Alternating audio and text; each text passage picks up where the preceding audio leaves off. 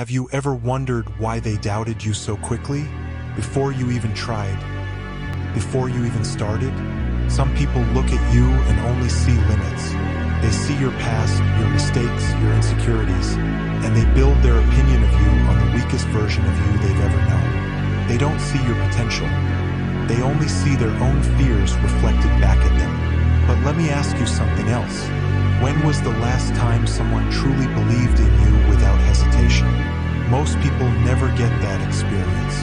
Most people grow up being told what they can't do instead of what they can.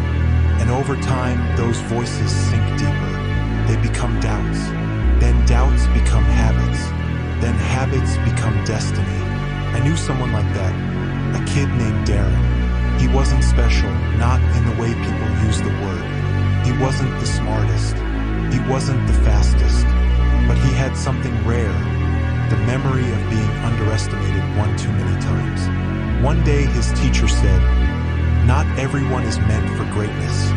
The class laughed, and for the rest of the day he felt something break inside him. Not emotionally, but mentally. Not despair, a switch.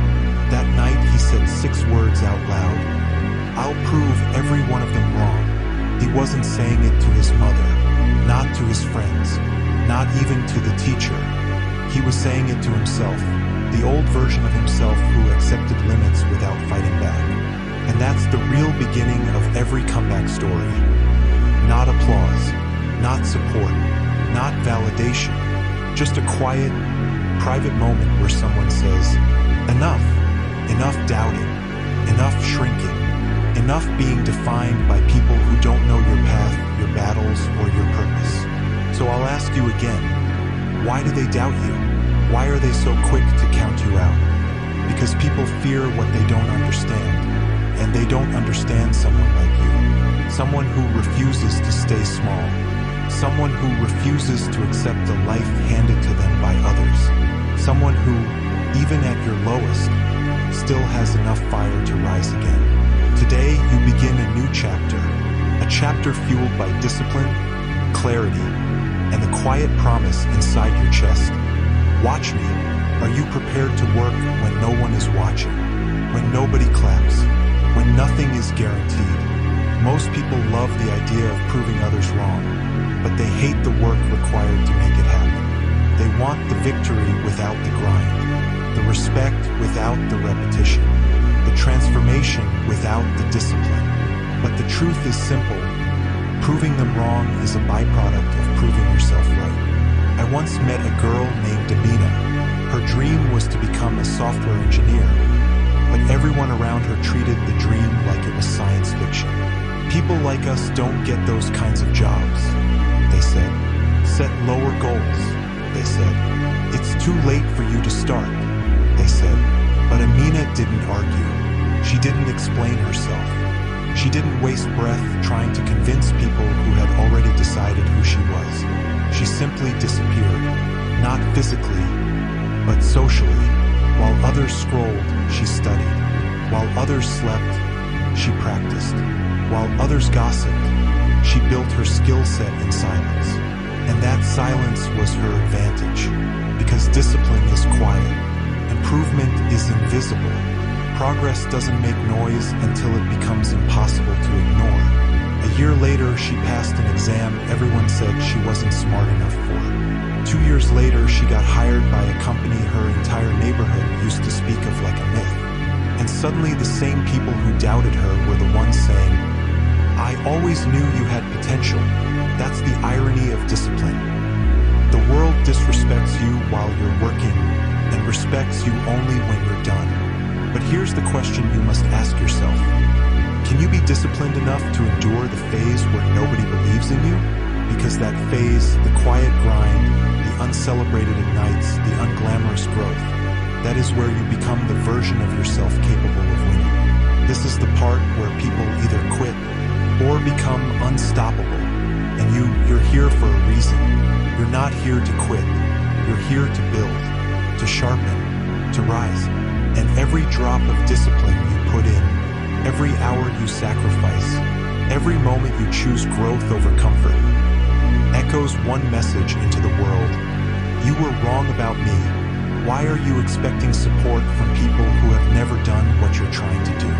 People don't clap for unknown names. They don't respect ambition until it becomes results. They don't support you when you're struggling. They support you once you've already made it. And that's why most people quit before the breakthrough. Look at Jordan, a guy I once trained with. He wanted to start a fitness channel, but his friends told him it was cringe.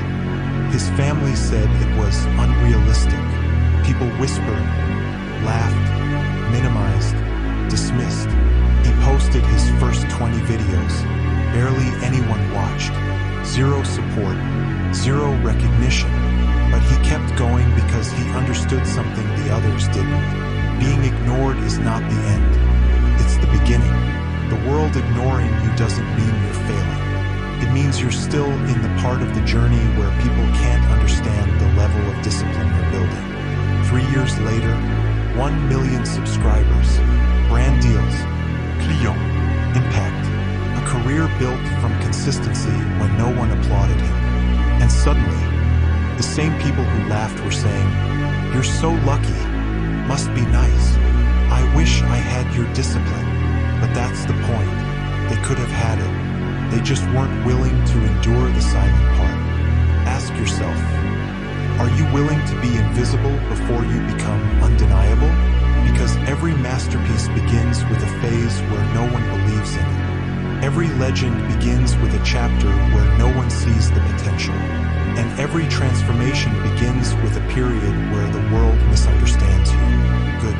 Let them misunderstand you. Let them overlook you. Let them assume you're not going anywhere.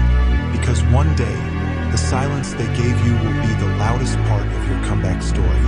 Do you realize how dangerous you become once you commit fully? When you finally decide that your life is no longer going to be defined by excuses, distractions, or the opinions of people who don't live your life. That's when the transformation begins. And here's the truth. You don't need their approval. You need your decision. The decision to rise. The decision to stay disciplined. The decision to become the version of yourself you were too afraid to imagine. I want you to picture the moment everything changes, the moment your effort becomes visible. When you walk into a room and people feel your presence. When your results speak louder than your explanations ever could. When the people who doubted you can't even make eye contact anymore. Not because you're arrogant, not because you're gloating, but because your growth exposes their stagnation. This is the moment where the world sees what you already knew. That you were never the person they thought you were. That you always had it in you. That discipline was your destiny all along. And now the message becomes clear. You didn't just prove them wrong, you proved yourself right. You outworked their expectations. You outgrew their limitations. You outlasted their doubts. You outshined their assumptions. Now the only thing left is to continue, to push further, to level up again. Because proving them wrong is not the finish line. It's the starting point. This is your era, your rise, your name, your discipline, your redemption arc. And the world, whether it likes it or not, will witness what happens when someone like you finally decides, I will prove every single one of you wrong.